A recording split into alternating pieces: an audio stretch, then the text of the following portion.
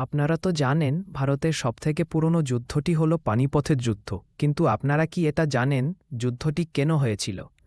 ১৫২৬ সালের পানিপথের যুদ্ধের প্রধান কারণগুলো ছিল: প্রথম কারণ দিল্লির সিংহাসন দখল।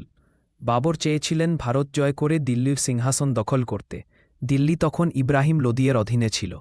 দ্বিতীয় কারণ লোদি শাসনের দুর্বলতা। ইব্রাহিম লোদি অযোগ্য ও কঠোর শাসক ছিলেন। অনেক রাজপুত ও আফগান নেতা তার বিরুদ্ধে বিদ্রোহ করতে চেয়েছিলেন এবং বাবরকে আমন্ত্রণ জানিয়েছিলেন। তৃতীয় কারণ বাবরের উচ্চাকাঙ্ক্ষা। বাবর ছিলেন মধ্য এশিয়ার শাসক। তিনি চেয়েছিলেন তার পূর্বপুরুষ তিমুরের মতো ভারতে সাম্রাজ্য গড়তে। চতুর কারণ রাজনৈতিক জোট ও চুক্তি। রাজপুত ও দিল্লির বিদ্রোহী নেতারা বাবরকে সমর্থন দিয়েছিলেন যাতে তিনি লোদি রাজবংশের পতন ঘটান। পঞ্চম কারণ সামরিক আধিপত্যে প্রতিষ্ঠা। বাবর ভারতীয় উপমহাদেশে একটি শক্তিশালী সাম্রাজ্য গড়তে চেয়েছিলেন যেখানে আধুনিক অস্ত্র ও কৌশল ব্যবহার করা হবে।